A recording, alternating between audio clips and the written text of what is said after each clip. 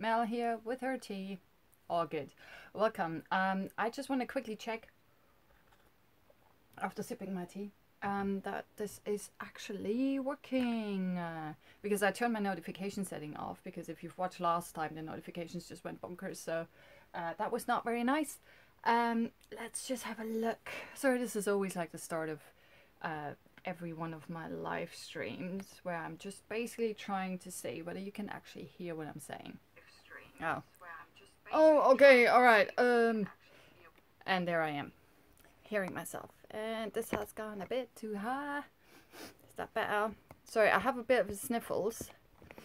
But I hope it's not going to be that big of a problem. Anyway, hi, welcome. This week, I have only been able to really watch 2 films. I've been really busy this week. It's been a bit bonkers. Which is also why I have the sniffles. So I'm going to present to you the 2 films that I'm going to be talking about today. Dun dun dun. Number 1, ILoveCinema. Actually, I'm not going to tell you what the other one's going to be, because it's a bit of a surprise. I think it's a bit of a surprise. It was really surprised that I actually went to see it yesterday, because I thought it was coming out today, which it has, but there was a screening yesterday which I managed to grab. So before I get to anything, I just wanted to actually talk about a bunch of other bits and bobs, all related to movies, of course. And I also just got home, so everything is a bit like all over the shop. Yesterday had quite a big of a movie day, so I actually went to see 3 films, had quite an outing day yesterday. I'm not happy with my framing today. I don't know why. Something's not right. Is this better? Plus you don't need to see my rubbish hair anyway.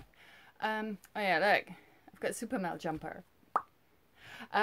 Anyway, it was a bit of a weird one yesterday. I wanted to, finally got around actually to go and see Ready Player One in 3D. I've been talking about this for I think like 2 weeks or something, and I've just been that busy I really didn't get a chance to do it.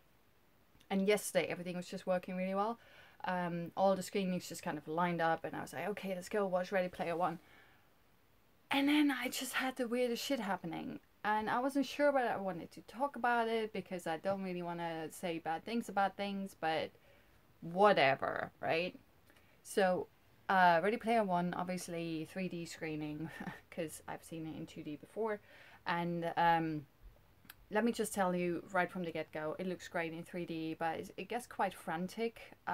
So I'm not sure if the first time you watch the film you should watch it in 3D, because there's too much going on. I think it's like my head hurt, and to be fair, that could have been because I was experiencing some really bad 3D. So I was at the Cineworld at the O2, which is kind of one of my standard cinemas to go to. I'm a Cineworld Unlimited member, so otherwise I wouldn't be able to afford all the films that I watch. And I walked up there, you know, with my glasses and everything, and I was really hyped, and it was in this in the D-Box cinema that they have. You know, if you don't know what a D-Box is, it's basically a bigger chair than you usually have, and it moves, and it makes sounds, and it vibrates, and it's ridiculous. It's kind of like a 3.5 DX, you know, it's not 4DX, but it's also not 3D. It's like, I don't even know. People pay for this all the time. There's always people sitting in these seats, and I think it's hilarious because I always sit in the row right behind it, which is also vibrating like crazy. So you kind of get the best out of it. I think it's like it's really immersive and all of that stuff. So I love sitting in them, in the row right behind the D-Box seats, because I think D-Box tickets are like £15.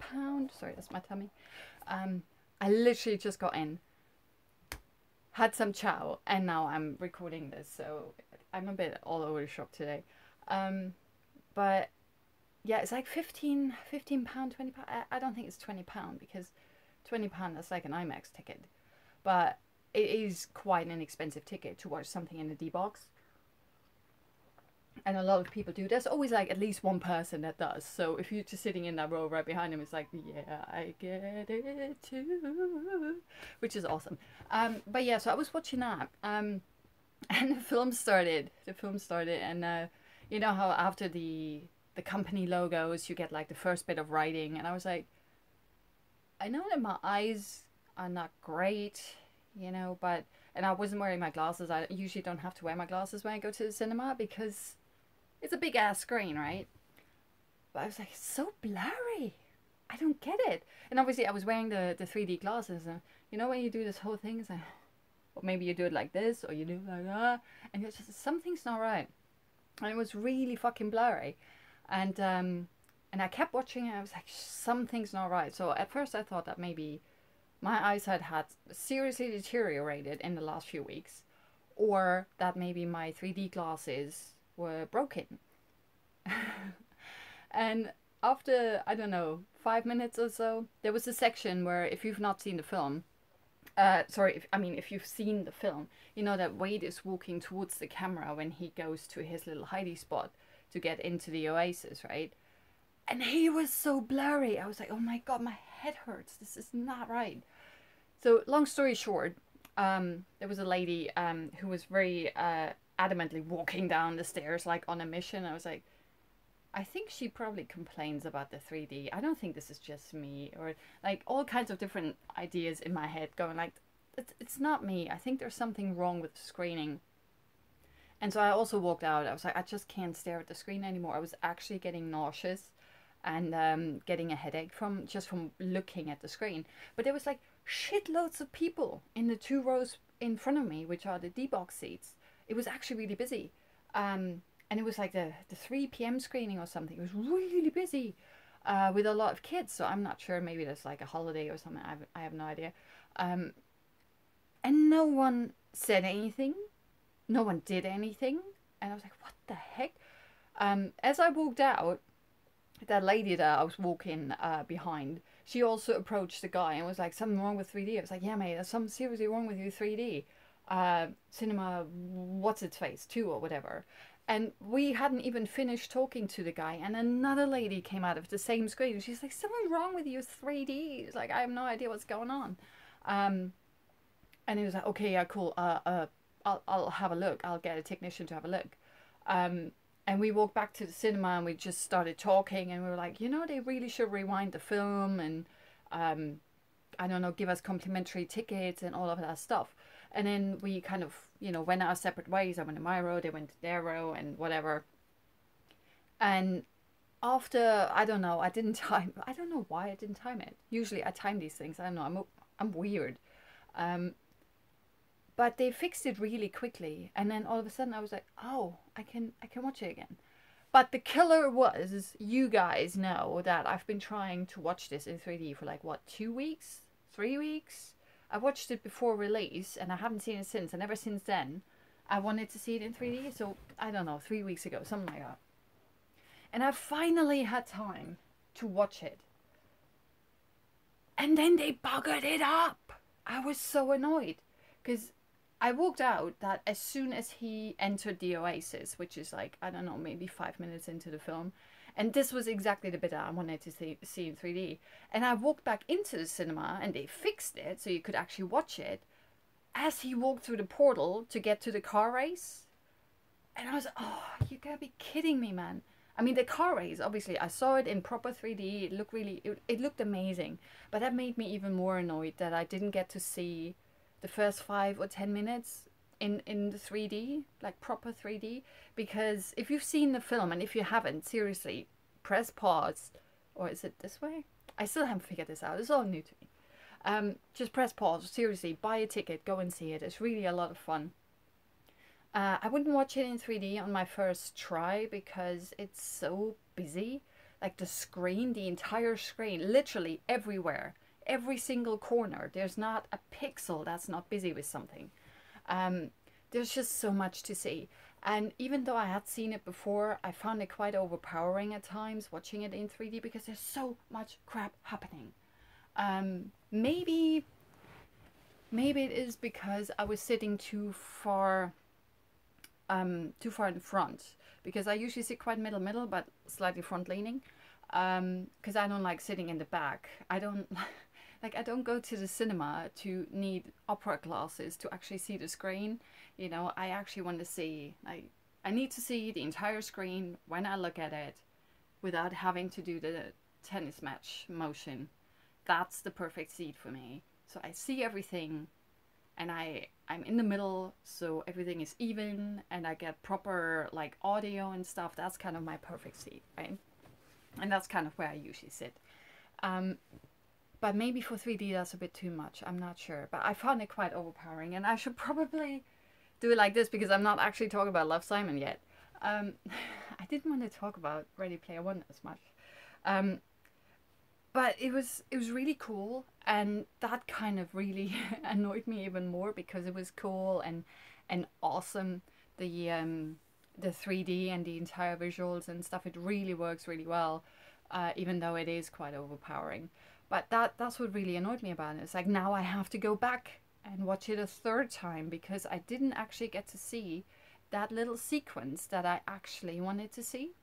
Those 5 to 10 minutes, like the start of it all, when he goes into the Oasis for the when you as the audience go into the Oasis for the first time, and they explain how everything works, and it's just, like I said, I think I talked about I talked about Ready Player One in the very first broadcast here, in like the starter broadcast of I Love Cinema. So just go to the playlist, go back and have a look at that if you're interested. And it's just such a roller coaster ride, and that's one of the reasons why I really wanted to see it in 3D. So when that was bugged up because their 3D was wonky, which I had never experienced before. I mean, obviously it's a technical thing, so of course it can go weird, but I've just never heard of that happening. I've never really encountered someone who was like, I had really weird 3D in my 3D film. It gave me a headache, almost made me puke my guts out in the cinema, because that's kind of what it was like. It was, whoa, yeah, it was really nauseous, and maybe that's why I had a bit of a headache, and why the rest of the film was a bit, I don't know, overpowering or something like that. But overall, I thought it was still, even the second time around, it was a great experience. I had a lot of fun with it. It was still interesting. I was quite surprised. Even the third act, which I think lacks in pacing, especially compared to the first one, because the first one's just like bam, bam, bam, bam, bam, bam, bam. But this one still works, and yeah, I was still really entertained, and it's just been just like 3 weeks I think since I've seen it, or maybe 4 weeks, but still that's not a lot of time. So the film really good, 3D really good. It just looks fantastic, but yeah, I have to go and see it again. And then going back to that disaster, there's another film. I'm gonna spoil it now. So I'm gonna be talking about Love, Simon, and the other film which comes out today is Rampage, the new film with Dwayne Johnson, The Rock, who has a foot as an arm, basically. A leg as an arm, because he's just so massive and muscular. I love him. He's fantastic, and he's a great actor. He's very, very entertaining. So we went to see that, which is also in 3D. I assume they also showed in 2D, but it was a 3D screening in the evening. And lo and behold, same cinema, Cineworld at the O2. Problem with the fucking 3D, the same issue. Seriously, I shit you not. The same issue twice in one day in the same cinema, different screens, which makes it even weirder. You know, fair enough if it's the same screen, that there's just something wrong with the equipment or whatever it is. But I was like, you gotta be fucking kidding me. So I had this at 2 occasions, and after the first, after Ready Player One, there was a bit of downtime between Ready Player One and Love, Simon. So I was like, you know, I'm just gonna have a chat with the manager and see what's going on. What the hell? Like, this is the first time this ever happened to me. What caused it and all of that stuff. And it's really weird because before the film started, you know how when the commercials are running and the trailers, And obviously everything is being projected through that hole in the back, right, where the light comes out. And there was something really weird on like the left hand side of the screen, and it's like someone, you know how someone like plays like shadow puppets or whatever, and going meow, meow, and you see it on the I don't know, it obviously is without sound, but I have to make sounds. And it looked like someone was waving a clipboard or something. It was really bizarre. But there was a group of really annoying young ladies in the very back, and I thought that they were playing around with it. And I was like, okay, if they don't stop this when the film starts, I'm gonna go say something. But as soon as the film started, that clipboard had disappeared. But then obviously the film started, everything was wonky, and I was like, what the heck's going on? So that must have had something to do with their equipment. I don't know. Sorry, I'm going on a rant about here, about all of this. But the same issue in a different screen, in the same cinema, with a different film, on the same day. I mean, seriously, what are the chances? That's just ridiculous. And I talked to the manager about it, and I was like, ever since their renovations, because the O2's been, Cineworld at the O2 has been renovated in the last few months, and I've had nothing but problems. There was a screening I was in where there were audio issues. That was actually when we went to see Star Wars before Christmas. We went to see the double feature and The Force Awakens. The entire film was shown, and the sound sounded really tinny. No one but me seemed to notice, and I'm like, what the fuck's going on with people? And then obviously if you've seen, I think last week I was talking about Wrinkle in Time. That's when the main lights were on for like the first 20 minutes, even though I told someone after 10 minutes that the lights were on, and it still took another 10 minutes for them to turn the bloody lights off. And I told all of that to the manager yesterday, and he was doing this usual, you know, customer service manager thing, going like, I'm so sorry that you've had a bad experience and all of that stuff. And then he actually was like, I can give you a complimentary ticket. And I was like, dude, I'm an unlimited member. That means nothing to me. He's like, well, but maybe you have friends who aren't unlimited members and you can give it to them. And I was like, dude, that's nice. But where were you when we actually left the screening? Because I know from other cinemas, because, you know, shit happens. I really don't care. Like, shit happens, but as long as staff deal with it in a respectable and proper manner, I don't mind as much. Because yeah, shit just fucking happens, right? I've had like all kinds of weird stuff happen in the cinema, why we couldn't watch a movie, or why we had a screening delayed by an hour, or all kinds of shit. But what really irked me yesterday was, first of all, that it was just this usual, oh, I'm so sorry, but you can tell that they don't care. They're just saying it, but they don't mean it. And the manager or team leader or whatever he was, I don't want to say his name now because I don't want him to get into trouble. But I really think that he was later telling me, he's like, oh yeah, I went to the screening and I was gonna like dish out free tickets to everyone, but everyone had already left. It's like, well, when did you show up? And he was like, well, after the film was done. It's like, what, after the credits were done? It's like, yeah, well, people leave once the film is over. And you, if you actually did customer service properly, if I was in your shoes, I would have had someone standing there 5 minutes before the proper film ends, before the credits even start, so that no one leaves the cinema without seeing me or me seeing them, and me giving them an apology and a free ticket. Because that at least would be proper customer service. But me having to talk to someone and they find someone who then goes and finds you, so that you finally talk to me for 5 minutes and giving me a ticket that I asked for, you didn't volunteer it. It's shoddy customer service. And what was even worse, after Rampage, it was a different team leader. And he is a very nice guy as well, which is why I also don't want to name his name. But again, he didn't even offer us free tickets, probably because I was there with two of my mates. We all went to see the film, which is why I have witnesses. And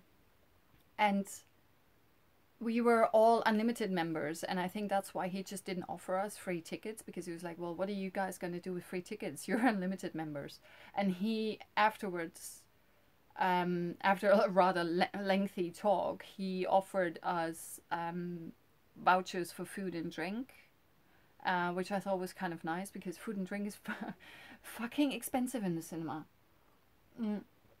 So, oh yeah, we're still not here, so we're still back here. I'm still on my rant. It's like, if I had a soapbox that I could stand on without breaking the frame, I would, like, I should, okay, next time I'm gonna have like an image soapbox, so you know it's a rant. Okay, this is like an ever-evolving project of mine, so next time there will be like a soapboxy thing, so you know, it's like, oh, while the soapbox is on screen, she's just ranting about some bullshit. But yeah, I thought customer service wise, it was not, like, I can't say that, customer service wise, yeah, I have to work on my enunciation, clearly. So customer service wise, I thought that was not very impressive. I understand that shit can happen, but seriously, no one would believe me if I told, and I'm telling you guys right now, that I had this shit happen on 2 separate films on the same day, in the same cinema, different screens, but still. Like, what are the chances? Like, seriously, what the hell is wrong with your system that this can happen? But I'm not sure whether they were aware, because Ready Player One was fucked. I have no idea, because the film was wonky, and me and my mate, we were like, this is, you see this too, right? It's not just me. And he's like, yeah, I might have the wrong 3D glasses. So we're swapping glasses over and just going like, what the fuck, blah, blah, blah. And it's like, no, this is wrong. And by that time, when we were like, okay, something's wrong, there was already someone in a blue shirt, which is a team leader, not just your standard Cineworld employee, walking up the stairs. And I was like, dude, something wrong with your 3D. And he was looking through 3D glasses and he saw it himself. And they managed to fix it in, I think, less than 5 minutes. Maybe it was 5 minutes, but 5 minutes tops. They really managed to fix it really, really quickly. So it's as if, you know, like you're seeing the Doppler effect, you know, like if that was the one hand, but you're seeing this, you know, it's really bizarre. Obviously 3D is 2 images on top of each other at, what is that? There's like a certain angle that they're apart, just like the human eyes are, because it's basically replicating what the human eye does, right? And that's just not synced up properly, and that's what was causing the issue. Overall, I mean, if they fix it quickly, fine. But first of all, they didn't start the film again. It was just running while they were fixing it, you know. And I mean, I assume if there are people who are not unlimited customers, they paid money. I mean, even me as an unlimited customer, I pay £18 a month. I pay you guys money so I get to watch films properly, you know? So without the main lights on, without the audio being fucked, without the 3D being wonky, it's actually, let it play, and I want to be able to watch it properly, as it is intended. That's what I pay you for. And that's what everyone else in that cinema is paying you for. And that is what you're not delivering. Because if you only show the film properly, like 95% of the time, that's just not acceptable, is it? So you really need to work on that. And again, like I said, it was worse after Rampage, because again, there was no one at the end of the film standing there with complimentary tickets, even though it had just happened a few hours earlier. I'm like, what the heck is going on? And I've been talking about this for 24 minutes. So yeah, we got some vouchers, but it's the same thing. It's like, obviously this is Britain, and Brits are known to not complain, and yada yada yada. And I'm like, Jesus Christ, you seriously need to complain, because we got a free ticket out. I got a free ticket out to Ready Player One debacle, which one of my friends will be very happy to have, I'm sure. And then for Rampage, we got some, you know, some munchie vouchers, which is also quite nice. But let me just move on from that. So 24 minutes is enough ranting about Cineworld. I'm not impressed with Cineworld 02. Unfortunately, it's my local cinema, but yeah, I will probably be looking at alternatives because I'm just not impressed. The last few months have not been very good. On a happier note, something that's come up in the last few weeks that I go to the cinema and it makes me giggle every single time. And one of my mates was like, "Oh my God, I've never noticed this before, but you're right." There's this commercial, a Pepsi commercial, that shows in Cineworld cinemas, and it's the last commercial before the film starts. So it's really fucking expensive because it's like commercials, trailers, Cineworld stuff. One last commercial. It's like the Super Bowl of cinema commercials, and then you get the movie. And it's for the soda Pepsi Max. And the funny thing is like blah blah blah blah at blah blah blah blah. The end of it is Pepsi Max. Love it or taste it. Love it or taste it. But if you taste it, you're not gonna love it. That's what that means to me. You love it or you taste it. But if you taste it, you're not gonna love it. Who thought of that? You love it or you taste it. So if you look at it, you're gonna love it. But as soon as you open it, you want to drink it and you taste it, that love's over. Splitsies. Every time I see that, I was like, who thought of that? This is a commercial that's been running everywhere. It was probably fucking expensive. And it makes zero sense to me. Love it or taste it. It's something you're supposed to taste. That's what you buy it for. Love it or taste it. I just don't get it. In happier news, some good trailers this week. We had the Purge trailer, the first Purge trailer. If you're into horror movies, slasher movies, all kinds of fucked up shit, the Purge series is probably for you.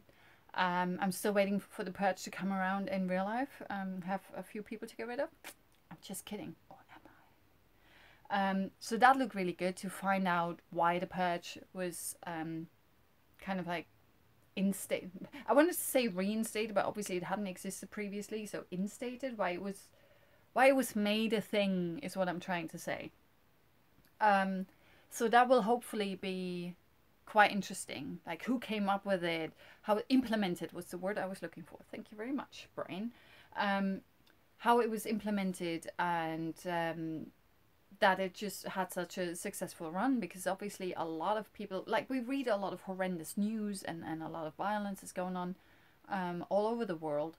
But I still believe that a majority of human people, well, some people are not human, that they're okay, you know, that they're not fuckers and aggressive, crazy people. But it will be interesting to see where that came from.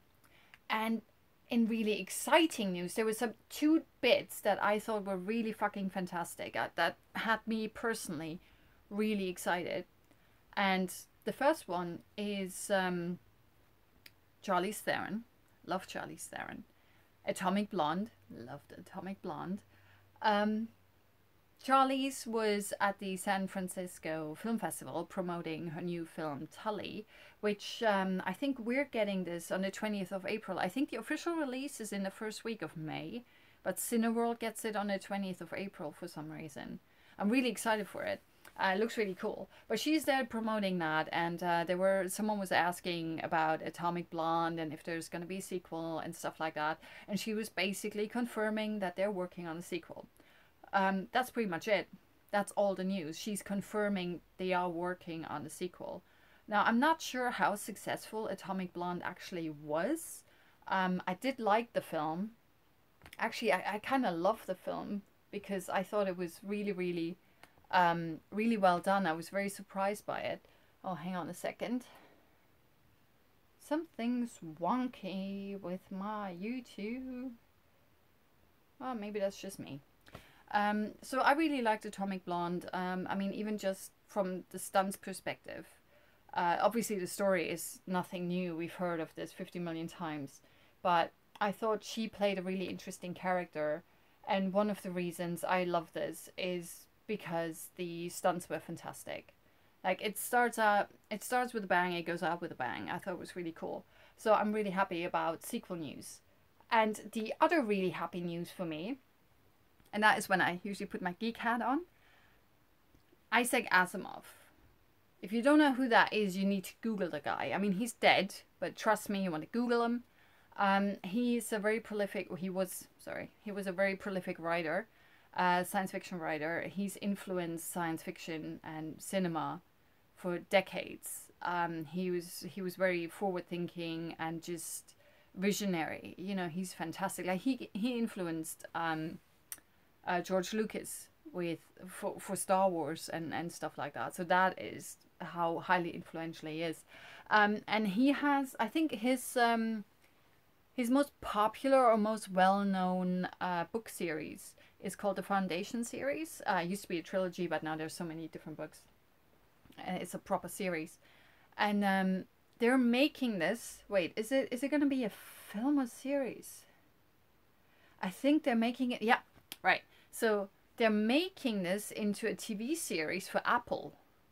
So I don't know what Apple has done, like any other TV shows or other projects. I'm not really aware of what their portfolio is.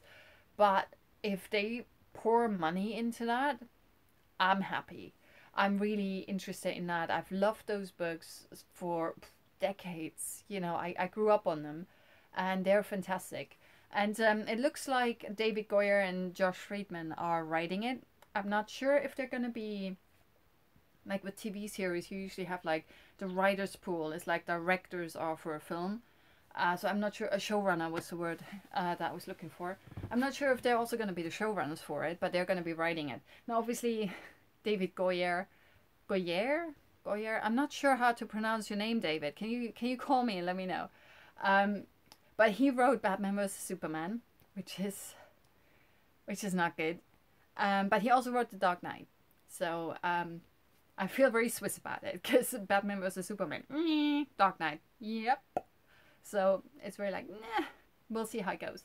But the source material, Asimov's Foundation series is fantastic. It's basically, it started out as a couple of short stories, and that then turned into a book, turned into a trilogy, turned into ginormous, like loads, like a series of books, like Harry Potter kind of a series thing.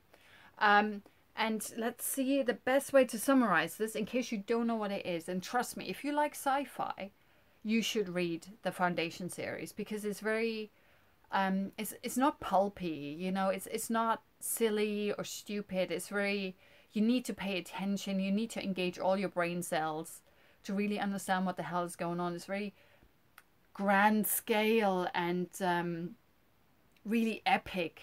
It spans thousands of years, and I'm not shitting. Let's see, where does it say? The dense and complex saga follows humans scattered across the galaxy, that's how big it is, on different planets ruled by the Galactic Empire. Now that sounds a bit like Star Wars, but trust me, those books came first. And it's, yeah, you can go into some, like, I could basically do a separate broadcast just to talk about Foundation. It's fantastic. It's a fantastic series of books, especially if you like a bit more of, don't really like the word pretentious, but you could say it is a bit more pretentious sci-fi. It's more like, it's almost like the Kafka of sci-fi, you could say. Not that Kafka is very entertaining, but Asimov is. But yeah, it's not pulpy at all. It's very, very highbrow. Don't let that scare you off. Like, everything that happens there is fully explained, as far as I remember. Like, I was a teenager when I read those books. And I think I read them in English, and I still understood them. So can't be too cerebral, I guess. But yeah, they're really fantastic. And obviously one of the things is that I think Asimov's Foundation is kind of like Lord of the Rings used to be before Peter Jackson managed to make a bunch of films out of it. They used to say that you can't put this on film. It's just like, you can write all this shit, but you can't show it. But obviously that was before CGI and technology has developed as much as it has now. I mean, just look at all the Planet of the Apes films, the new ones. It's just It's uncanny. These things just look so realistic. Anyway, 35 minutes in, and I haven't even talked about Love, Simon, or Rampage. So I'm excited for Atomic Blonde 2, and I'm excited for the Asimov series. And I'm also kind of excited for the Lord of the Rings series by Amazon, which is kind of old news now. But yeah, that's still happening. So yeah, let's go and talk about this guy. This guy. That guy's name is Simon. And he has a secret, which is quite obvious from the trailer because they spoil it. He's gay, and no one knows, and he doesn't want to tell anyone. Let's see, the synopsis says Simon Spear, who cares Simon, keeps a huge secret from his family, his friends, and all of his classmates. He's gay. When that secret is threatened, Simon must face everyone and come to terms with his identity. And now that film is starring Nick Robinson, who plays Simon. He does a really good job. I was very surprised. I've never really noticed him or seen him before, but I really, really liked him as the lead. We have Jennifer Garner and Josh Duhamel playing his parents. Not really big parts, but what they do, I mean, Jesus, that film really crawled under my skin. I mean, obviously, in case you can't tell, I might have not mentioned it, but I think I usually do. I'm gay myself, so that film really dug under my skin, and it lingered, and it was just... Films about gay kids, especially coming out stories and stuff like that, they can be so hit and miss. Like, some are really good, and some you're like, what the hell were you thinking? This is not what it's like. But then obviously coming out is different for everyone. And this film takes a more fun perspective on things. One of my mates, he called it, it's as if you're watching someone's coming out story with like pink tinted glasses or something. Like, everything is a bit more romanticized and stylized and cutesy, but there's still like a lot of shit that happens in there, and let's just say that I cried a lot, like a lot. It's very, you know, it's very feelsy. It's got all the feels, you know, and it will hit you in all the feels. But it works. It's really it's entertaining. It's really well written, I think. Because it goes, you know, you go from funny to tragic, and funny and tragic. You have this whole like mountain and valley thing going on that like a good script has. Because you can't always be deep down in the trenches, and you can't always be just happy-go-lucky because it's boring, right? You need to alternate. And I think the film does that really well. And the way that it depicts the coming out, I thought I'd never seen something like this before. Now, what happens if you haven't seen the trailer is there's some kind of a blog that the high school shares, or I'm not sure exactly how it works, but someone on the blog posts under the pseudonym Blue, and it's basically saying that he's gay, he or she. It's really, I'm not sure, I can't remember, because everything has like voiceover and stuff, so there is a certain gender affixed to unknown people. But I'm not sure if from that blog post you could actually tell whether it's the person's supposed to be male or female. I think it was quite ambivalent actually. But because Simon's a guy, the blue person is also a guy. And it would have been, that's one of the things that I didn't like about the film. It would have been really interesting if the person turned out to be a girl. But then obviously you would have found out about this through the email correspondence rather quickly. Yeah, they wouldn't have gone like gushing over Jon Snow. Well, a gay girl doesn't gush over Jon Snow. A gay guy does. And a straight girl does. So yeah, they would have probably found that out. Okay, so that's not really a problem. But yeah, so they kind of he comes up with a pseudonym Jacques. And they just email each other all the time, and they're each other's lifeline. You can tell. It's like there's this whole funny bit where in high school they're not allowed to have their phones for whatever reason. The principal or vice principal, the guy from Arrested Development. And he's on Veep as well. He's the assistant. I can't remember the actor's name right now, but he's really funny. And he plays, I think, the vice principal or the principal, something like that. And he basically wants kids not to be on their phones and stuff, so he confiscates their phones all the time, which is kind of hilarious. But then obviously Simon was like, I'm emailing this guy, and I'm waiting to hear back from him. And I can understand this lifeline issue. It's like you feel like you're in a sea of people not like you. You're surrounded by not yous. And there's one person who's like you. And everyone else just fades into the grey. And only that person's in color. That kind of a thing, you know? So every time there's an email coming in, he needs to check it right away. He needs to respond right away. It's his lifeline through this entire generic grey mess that is adolescence that he's going through at the moment. And I think it's really well done, and I really enjoyed that. And as I mentioned also, that like there are funny bits, and then there's like tragic bits, and especially in the second half there's a lot of stuff that happens there that I was trying to go like, okay, I'm good now. Like my tears are dry now. And I'm composed again, and I'm good again, and it's all good. And then something happens like, oh my god, I'm crying again, for fuck's sake. So basically the second half of the film, I was just like, this was wet. This was just, the floodgates were open, you know? It's like, whatever. It was really good. It felt very real, and I could, even though I'm not a teenager anymore, but I could relate. And not just remember what it's like, but also just being very relatable to what it's like to not being like everyone else, to having a secret, something that is so part of you, but you feel like you can't tell anyone, and that's horrendous. And that is obviously something that probably only another gay person or maybe a transgender person will understand.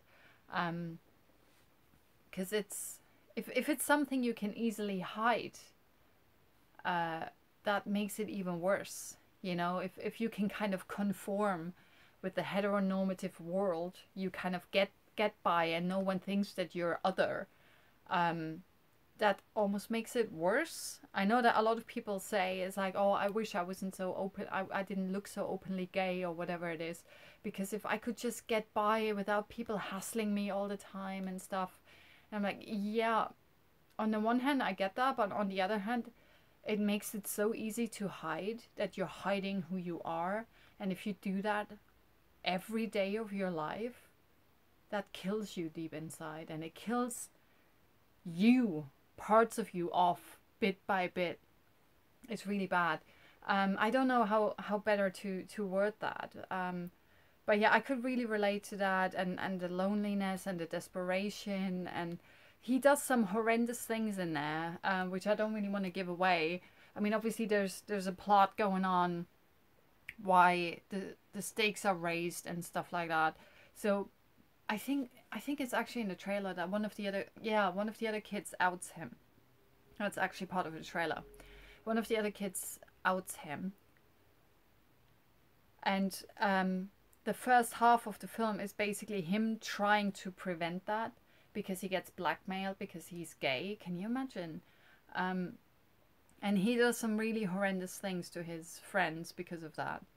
And obviously there's a backlash for that and all of that stuff. But it all comes to a head. And I really loved it. And I really have a hard time talking about the film without giving too much away. And I really don't want to spoil it, because it's really good. It's really cute.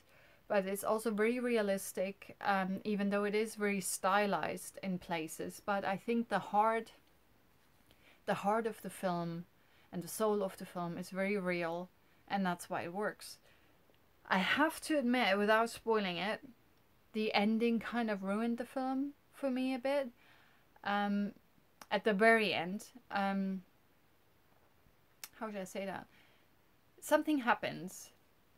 Excuse me. Something happens where the film could have easily finished without going Hollywood cliche. And I think that would have been it would have been better for it. But it went all out with the Hollywood cliche, and that to me made it fully unrealistic, which is a shame because everything else felt so grounded in reality, no matter how stylized it was. So the ending kind of like gave it a bad aftertaste, but not enough to actually really ruin the film for me. The film is really that well done that, and I enjoyed it that much that I thought that even the crappy ending can't undo all the good stuff it's done previously. And oh yeah, we also have Catherine Langford, in case you know who that is. Catherine Langford, she most famously, I think, from 13 Reasons Why, that Netflix series, which was quite controversial because it dealt with a lot of really dark issues and suicide, teen suicide and stuff like that. But she played the lead in that, well, the dead girl. For me, she was the lead. I really liked her. I liked her in this as well. She's really good. And the other two are fantastic as well. I can't remember their names right now. But all the actors in this are really good. There's even one of the guys who's causing some issues. He basically plays the antagonist.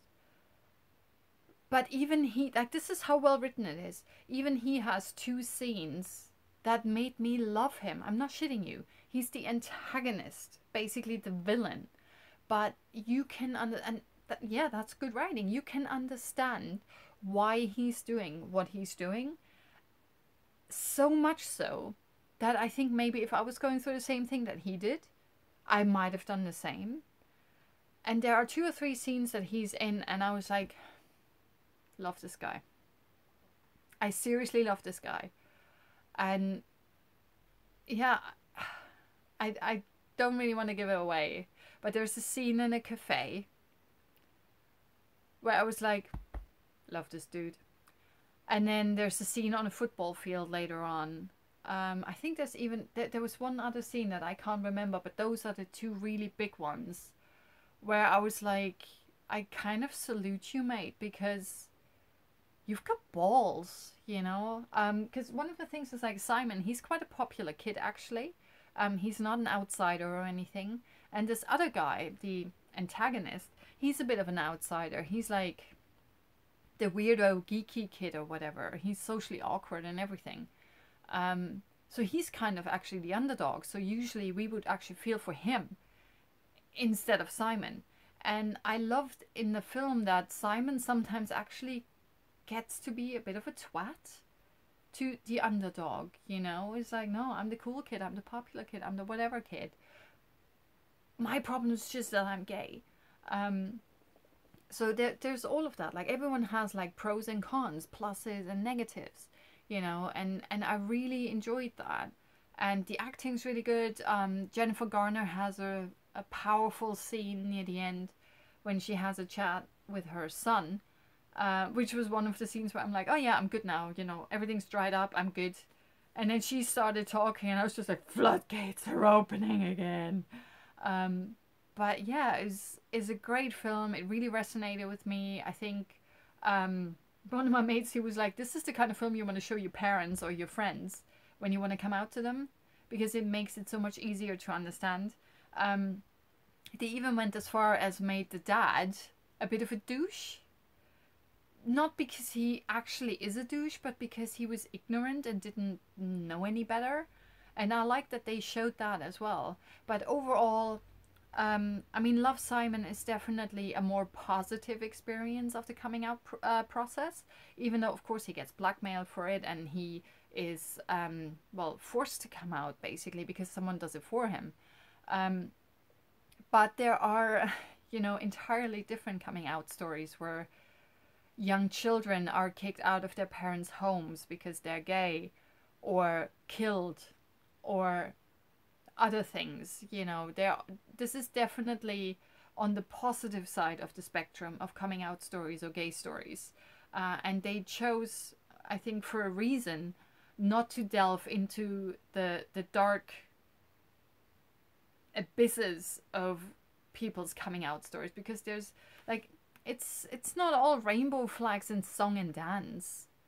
It can be horrendous, and it's usually without your control, because it's all about the people you're telling and how they take it. And in this film, it sort of goes well. Whereas in a lot of other realities, it just doesn't. And as long as you remember that, like if you're a gay person and you had a horrendous experience when you came out, maybe you're not going to like this film. Maybe you're not going to be able to relate to it, because it is very fluffy and cutesy and cotton candy, you know. But it has all the important gists in there of a coming out story. I think this is the coming out story that we all want. And for that, I kind of applaud it. So I really liked it, except for the ending. So I think you should go and watch that. The ending just was too Hollywood. Now, bam! Something entirely different. Your weekly monster movie, Rampage, which is apparently based on a video game I've never played, so I have no idea.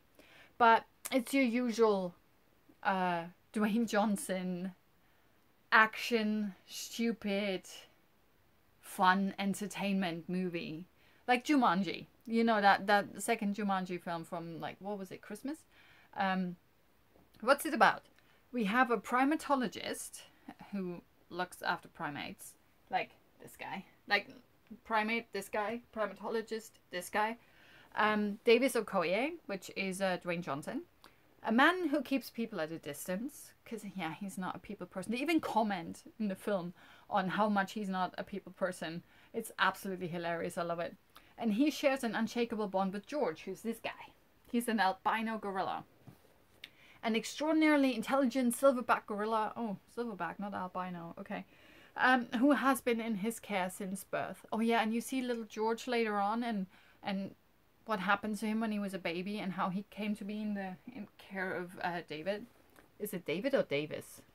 Davis. But a rogue genetic experiment gone awry transforms this gentle ape into a raging monster. And to make matters worse, it's soon discovered there are other similarly altered alpha predators. So cool. As these newly created monsters tear across North America, I like that they just, you know, they stay within the borders. I love it. Destroying everything in their path, Okoye teams with a discredited genetic engineer played by Naomi Harris. She's awesome. To secure an antidote.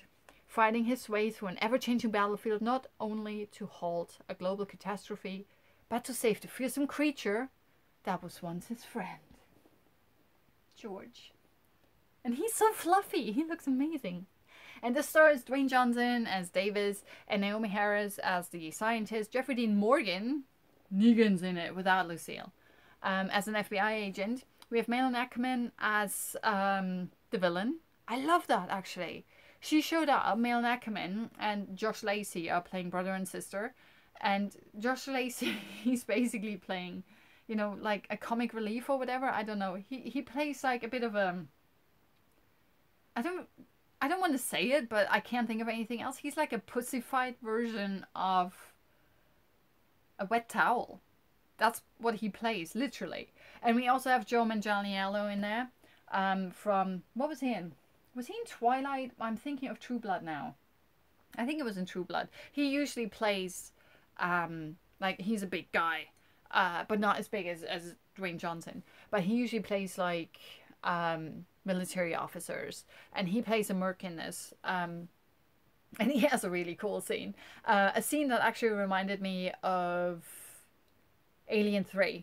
It was Alien 3. You know, this whole thing where Sigourney Weaver's there, and then the alien just comes into shot, just the alien head comes into shot, and it's like, and she's, and the alien head just goes. I can't do it, like, you know what I mean, right? It's just awesome. You have this close-up of Sigourney, and then the alien head just goes and takes out, like, the entire screen, pretty much. And then the tongue comes out as well. that thing. There's something like that. That's a proper homage to that scene. It was awesome. So this, I don't know what else to say. This is the perfect monster movie. Like, I know a lot of people, like critics, don't like it. They're like, oh, this is silly, this is stupid. It's like, it's a popcorn flick, dude. It's awesome. The CGI is great. The monsters are wicked. Malin Ackerman plays the villain, and she is so fucking good in this. She rocks up as like some kind of CEO suit, and then you have Josh Lacey also in the suit, but he feels like a wet towel. And she's like proper, you know, I'm in charge, you can tell. And I just love it that you don't get that very often, that the woman is actually the main villain, but she is. And because she is the villain, she also, you know, meets an untimely death by her creation. That's not a spoiler, because that's just like cliche monster movie stuff. So one of the things that was a bit annoying about Rampage is obviously the 3D was fucked for the first 5 minutes, and it's got this really cool sequence of they're doing some experiments up in space station, whatever, and something goes wrong, and the female astronaut, awesome, she has to basically just escape the ISS or whatever, wherever else she is. And she's like on the escape pod, blah, blah, blah, and she's got talking to some in-ear person, blah, and they're telling her, you better not get into the escape pod without the samples. Don't forget the samples. If you rock up on Earth without the samples, we're gonna shoot you dead. Kind of, right? I don't really remember properly what they said, because it was like, is the 3D working, or is it not, or what, or is it not? But out of the corner of my eye, and, you know, putting it all together, I was like, that woman's awesome. So she went back into the space station, got some fucking samples while some kind of fucking creature is running loose and everything is exploding and fuck knows what else. It is bonkers. It's awesome. So then the 3D came back on, and I was like, oh my god, now it is. This is amazing. We're in space. We're just in an ejector pod. We're pummeling towards Earth. Oh no. It's not a spoiler. It happens in the first 5 minutes. The monster bashed into the glass, and then it's, of course, she's in the vacuum. There's like a lot of like power play. And so, of course, the glass shatters, the lady dies, and everything just goes bonkers. And that's why the entire escape pod kind of doesn't land properly, but instead explodes and turns into a meteor shower with like this entire genetic experiment thingamajig. Funny enough, just like falling onto North America, like the US. I like how it's always like, we have to stay within borders. You know, Canada is fine, Mexico is fine, the Caribbean is fine. Bam! Everything just lands in the US, right? It's kind of like a beacon for shit. I love it. So all this stuff just happens there. And then, of course, one of those pods lands with, like in his enclosure, which is not very good. So we meet George at first, and he's kind of like, he's got a lot of personality, and he's friends with Davis, and they have this whole like fist bump thing, and they're just mates, you know, you can tell. And then another one, yeah, that's not a spoiler because it happened so early. I gotta talk about the creatures. Actually, I've seen that it's on another poster. They're showing all the creatures that are coming out, so it's not a spoiler. So we get George, who is like a 7-foot gorilla at first, and then he just kind of like gets bigger and bigger and bigger and bigger. And then you also have that happen with a wolf, which is kind of cool. This is where Joe Manganiello and his mercs come into play. And with it's a crocodile or an alligator? It's a crocodile or an alligator or something. Something in the water in Florida, Louisiana, whatever it is. And it's the most badass thing ever. Like, it's crazy. And then everyone's just showing up, and at first they only know about George because with the dog, with the wolf, they're not entirely sure what's going on. No one knows about the fucking crocodile because it's underwater, you know, it does it properly. This whole, like, silent ninja bullshit. And then Jeffrey Dean Morgan shows up and goes like, no, I need to have the ape. And of course they're going to put the ape under sedatives onto a plane. And that always works really well. And that's kind of how the movie starts. And then Malin Ackerman does some horrible things because she's the villain. And then you basically have all three main bad monsters. They are bad monsters. Even George is a bad monster. So all three main monsters congregating in, I think it was Chicago, because she wanted them to come to her because she needed to take a sample of them, because otherwise she would have lost the entire experiment stuff, which would have cost them several billions. I said billions of dollars. So they're, oh my god, the hour is almost over. So that is basically Rampage. Great special effects. You have the Rock tossing around with big ass monsters that are as big as a house. I shit you not. And they're wreaking havoc because, I mean, the film is called Rampage. I'm going to be running over a bit. Who cares? It was rant time. What can I say?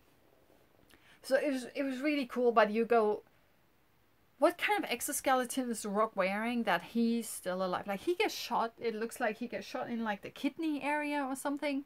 And it looks like he might be done. But he shows up 2 minutes later and it's like, of course he does, because the film's not over and he's the Rock, right?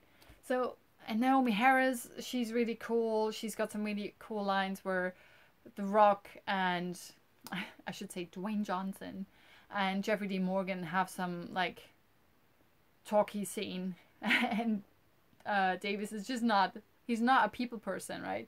And he's trying to get the FBI guy to release George.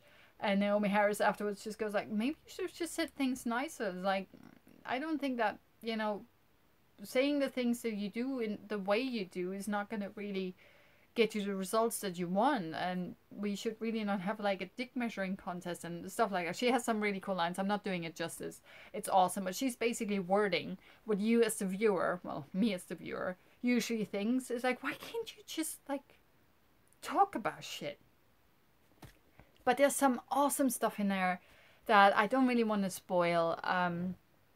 Because the action is like, you know, like Pacific Rim 2, Uprising, whatever it was, where the first half of the film is like, yeah, it's alright. And the second half you get like the monsters and robots and then the Megazord. If you've still not seen Pacific Rim, seriously, the Megazord shit is happening. You have the monsters smashing into each other, building a bigger monster, which is one of the coolest ideas ever. It's like, you think they do it with a robot? They do it with a monster. It's awesome. I don't know what this was, but it was awesome. But here you have a crocodile fighting a flying fucking wolf, fighting an ape. Oh, all of them fighting the Rock, because as you do, right? Because he's indestructible. He's basically, yeah, he should be like a Marvel superhero or something just by himself. And it's a lot of fun. It's a great popcorn flick. I really enjoyed it. Like, obviously it's silly. It's not going to be nominated for an Oscar, but it's just a lot of fun. Just turn your brains off, put your 3D on, pray to whatever gods you pray to that the 3D works if you go to the O2, and then just have a good time. That's the kind of film that Rampage is. And for that, I think it works really, really well. I had a lot of fun with it. And if you like monster movies and some witty dialogue, and if you like The Rock, it's kind of like what was it called? Oh yeah, the second Jumanji film that came out around Christmas, I think it was. It was stupid. It was really stupid, but it was a lot of fun. I was very entertained by it. I probably wouldn't go as far and say it was very well written or something, but you know, it's silly entertainment like Fast and the Furious, you know. It looks good, it's actiony and fast paced, and it's like, oh no, you didn't, but they did. And that's kind of the film that this is. And there are even some, you know, like a tearjerker or two in there. So, not saying that I cried in Rampage or anything. I was all cried out from Love, Simon anyway. So, go and see Love, Simon, because it's really cute.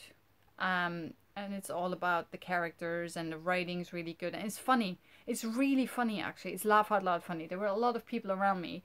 And I was laughing out loud as well. It's like, it's just really hilarious. Because a lot of shit in life that doesn't go your way is actually hilarious when you have a bit of a distance to it. So Love, Simon, and excuse me, I have a bit of snotty thing going on.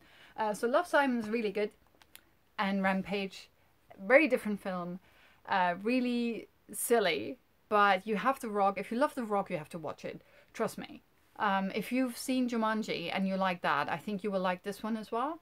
If you like monsters, you will like this film as well. If you like Jeffrey Dean Morgan channeling his inner Negan without going full Negan, you're gonna love this film. There's some really funny dialogue in this as well. The special effects are fantastic. The action is great. It knows that it's a silly film because there are certain bits where the characters are literally saying what you as the audience are thinking, or at least that happened for me. And that just made it even more fun. And I love that. You know, I don't need everything to be an Oscar-worthy drama. So go and see Rampage. Go and see I Love Simon. Just Love Simon, actually. Rampage is new in cinemas today. Love Simon's been out, I think, for a week. So go and check that out. We also have Thoroughbreds is in cinemas now, which I haven't seen yet. Ghost Stories is in cinemas, which I haven't seen yet. Oh, speaking of Ghost Stories, forget Ghost Stories. It might be great, I don't know. But go and see A Quiet Place if you haven't seen that yet. If you want to know my thoughts on that, go to episode 2. I talk about Quiet Place at length. I promise you not to rant as much next time. And if I do, there will be a soapbox on there. So I hope you had a good time. Thank you very much for listening. And yeah, have a great weekend. Go to the cinema. Enjoy yourself. And I pray to all the 3D gods that your 3D will be okay. Have a good one.